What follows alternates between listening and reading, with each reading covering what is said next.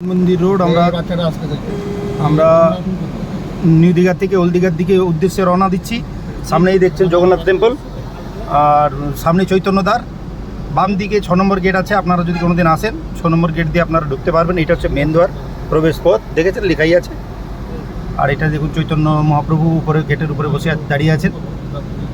আর এটা হচ্ছে আমাদের ধর্মশালা টাইপের মন্দিরের, হ্যাঁ ধর্মশালাই বলে। আর এইদিকে হচ্ছে আপনার 6 নম্বর গেটটা এইদিকে।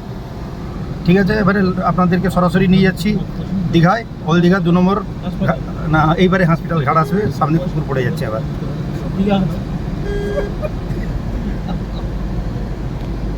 এইবারে দেখুন আমি মন্দির থেকে ডাইরেক্ট হাসপাতালে হ্যাঁ আমরা সোজা বেরিয়ে যাচ্ছি। এই অটোটাকে ওভারটেক করলাম, তারপরে সামনে এই যে রাস্তাটা দেখতেই পাচ্ছেন পরিষ্কার একেবারে দেখা যাচ্ছে। হ্যাঁ,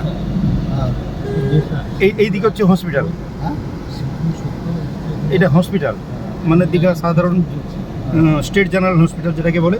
এই দেখুন 3টে ছেলে বাইক করে এত স্পিডে আসছে। ভাবুন দেখি কিছু অসুবিধা হলে কে বুঝবে? বাবা মা কাঁদবে।